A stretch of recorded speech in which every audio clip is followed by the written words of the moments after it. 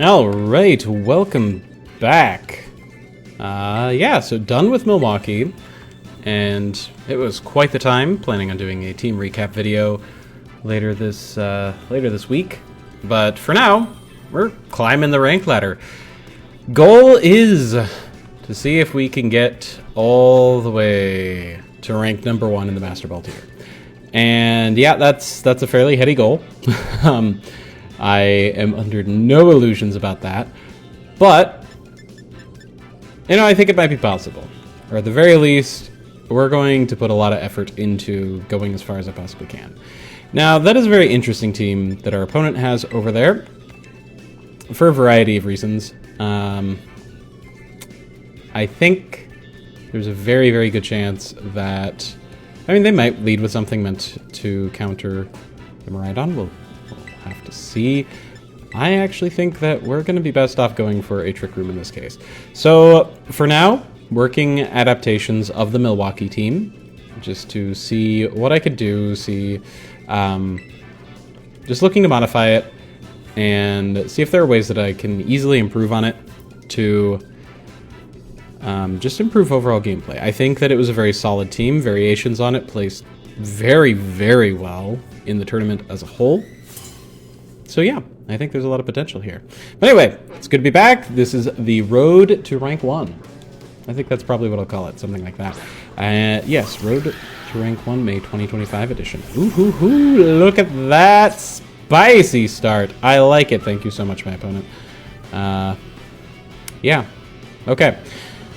So this is actually a very good start for us, I think.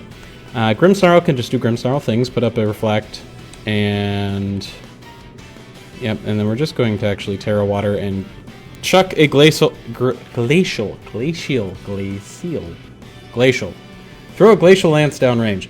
Yes, I can definitely see the merits to putting up a Trick Room in this circumstance, but considering that they have a Calyrex Ice Rider over there too, I could see them doing the same thing in this turn 1. So I think that just bolstering our defenses and getting some damage down on the field is going to be the most beneficial thing in this moment. And in the back, we do not have the Miraidon. We have the other two Pokemon. We've got the... What do we have? We have the Spider and the Bear, not Urshifu. So, yeah, I think this is a good time for a Glacial Lance. There's the Ivy Cudgel. It's going to hurt Grimmsnarl. Not that much. He should be able to survive. Oh, high horsepower? Easy. Love that. Have a Glacial Lance, friend. That will do significant damage to the Ogerpon. Great start. Great start. Okay, so in this turn, we're just going to go for a foul play here, set up a Trick Room of my own. I would not be surprised to see them either go for a... an Ivy Cudgel, not Ivy Cudgel. Oh no, they just really want to get rid of the Grimmsnarl. Okay, that's cool. So Grim is down, and that's not terribly much to be surprised. Glacial Lance is basically just going to bounce off. Whee! Boink. Okay. That's good. Here is my Trick Room. Love it. Okay. And... Alright, so the reason that's important is because now we can bring in Araquanid, and these glorious two can start to do what they do best, which is win games. Okay, so I run an Infestation right there, and I want a Glacial Lance downrange. So, yes, I found the Araquanid is very effective. I think both Araquanid and Pelipper can work very, very well. The real question becomes what you want them to do. Araquanid has significant bulk on the Pelipper, as well as hits very hard on the physical side of things. As such, it is susceptible to Intimidate. The Pelipper, of course, brings Weather. Hits on the special side of things, is faster, which means it can operate outside of Trick Room or operate in Trick Room, whereas Araquanid is very much meant to operate inside Trick Room specifically. But yeah, so we're going to get the Infestation down. Thing that I do like about the Araquanid, it underspeeds all the Ursalunas. It underspeeds Calyrex Ice Rider, or in this case, Calyrex Melty Rider. Boop. Small amount of chip damage, that's okay. Imprison. Ho ho ho, you creative creative person. Well, that's beautiful. I am now officially the king of Seed Bomb, which is hilarious in its own way. So, Araquanid, remove the Ogre Pawn, please. Opposing Koronospa, please have a Seed Bomb. That is actually one of the beautiful things about carrying an alternate move. That is not a meta-defined move. It does mean that my Calyrex will be able to continue to operate, continue to do damage, despite the Imprison that my opponent has decided to use in this circumstance. So, I mean, obviously Seed Bomb's not going to do the greatest amount of damage, but, you know, damage is damage. Let's get it out on the field. You may ask, why would you go for the... Why did you opt for Seed Bomb? Well, I opted for Seed Bomb because I didn't have the TM for the other ones available, and when you deconstruct Calyrex, so when you deconstruct Calyrex, it's interesting, but he has this tendency to, he will forget form-specific moves. So in this case, even though this Calyrex has known both close combat and high horsepower, he forgot both of those and cannot just relearn them, unfortunately. So yeah, that's a fun time. Okay, alright, let's see what we've got next.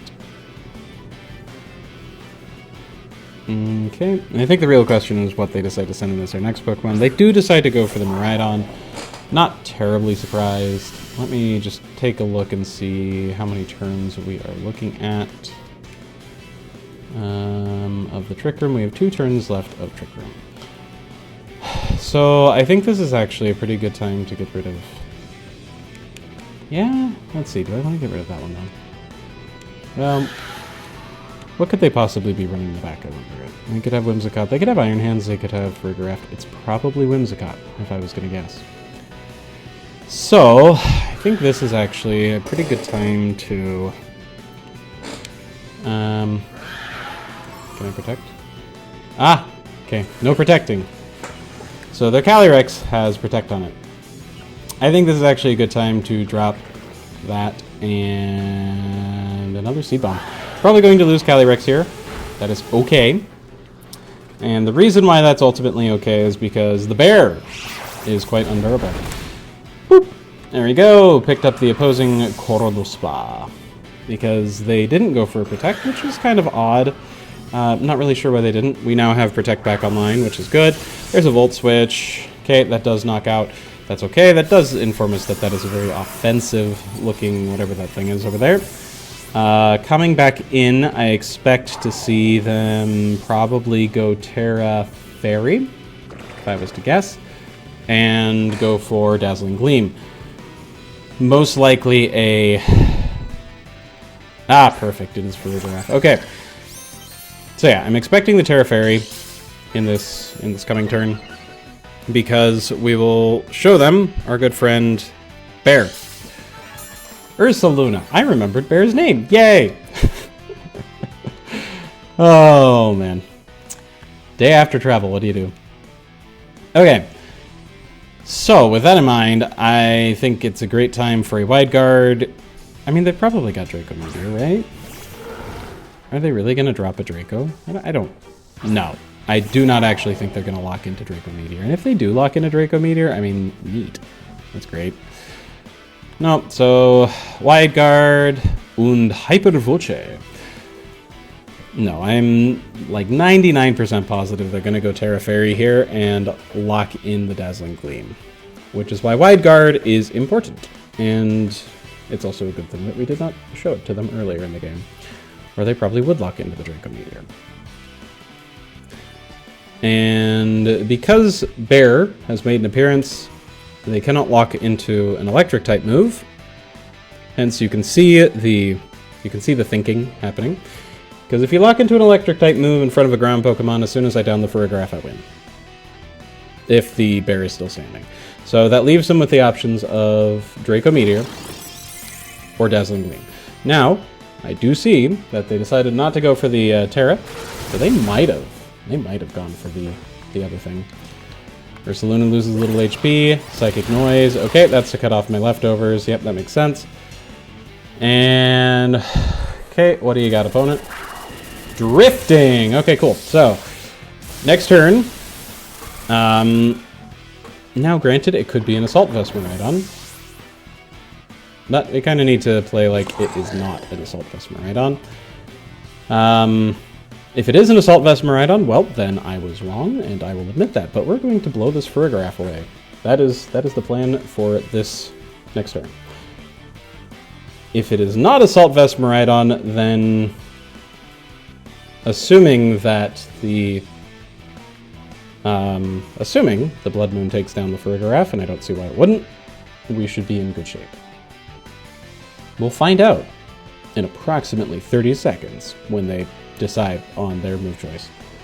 This could be one of two things. Either the opponent is realizing that they might have put themselves into a rough situation because there's a ground Pokemon over there, and they've choice locked themselves into Electro Drift, or I think they're choice locked into Electro Drift. Oh boy, I think we got it. Hello, friend. Have a Blood Moon. Poof! There goes the Farigiraf. And... how are you?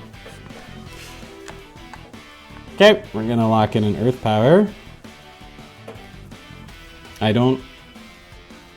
So I really don't see them benefiting at all. Okay, yep, here's a Terra. I guess if they are just holding the Terra for kicks, I don't see why they would do that.